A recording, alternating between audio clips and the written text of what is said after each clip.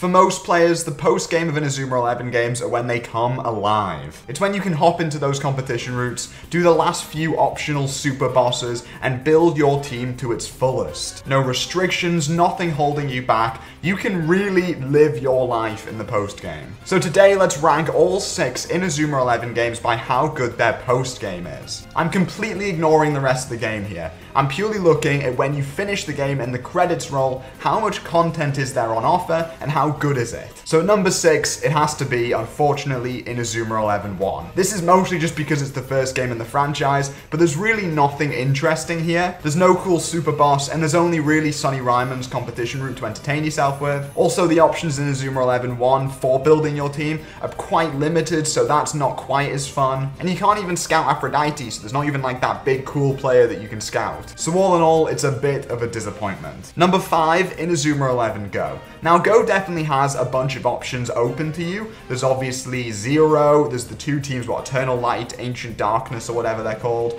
And then you've got Northern Claw, Southern Fang.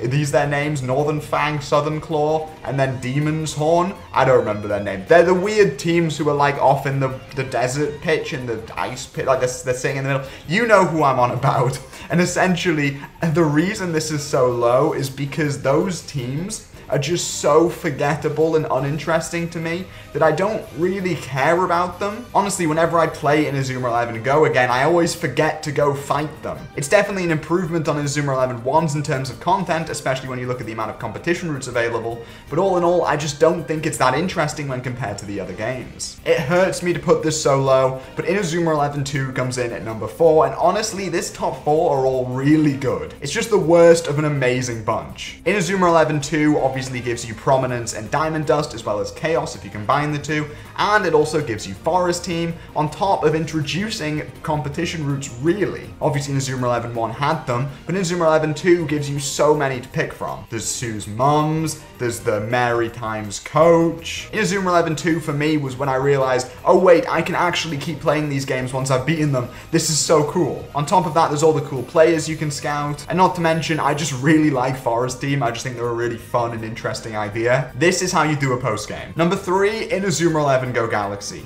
This one might actually surprise and potentially even annoy some people that I'm putting it at number 3 and not number 1 or 2. Because obviously in terms of competition routes, there's a ton to do here, and Galaxy obviously boasts a massive pool of players to build your team from. But when we look at the post-game teams, Supernova, Big Bang, Space Rankers, all that, I'm just not particularly fussed. Not when you compare it to number 1 or 2. Number 2, Inazuma 11 3. I'm specifically talking about Team Ogre attacks here because Team Ogre are a fantastic addition to the postgame. The whole future thing, Canon Evans, I just love it. Then you've obviously got the Devils and the Angels, I think that's a fantastic little quest. And then obviously you've got a bunch of really cool competition routes, and on top of that you can actually build your International All-Stars team. It is a brilliant postgame. And so finally that means that number 1 is Inazuma 11 Go Chrono Stones. Let's just walk through the postgame here and just see what we're really dealing with. You obviously start with Inazuma Legend National, which I mean, come on, it's potentially the coolest match in Inazuma 11 history. Then you move on to the LBX crossover and the Destructures or whatever they're called, the Desperados, that's awesome. And then on top of that, you've also got the Werewolves, the Vampires, their combo team. And then once you're done with that, you get the introduction of level 99 routes and the Grandfather route. There's about 15 different super bosses in this game. It's fantastic. And then not to mention, this Inazuma 11 game features a ton of possible players for you to build your team from. And honestly, I sunk hours upon hours into Chrono Stones postgame. So yes, for me, this easily wins. But what do you guys think? Let me know down in the comments below, and make sure you like and subscribe. I'll see you guys in the next video.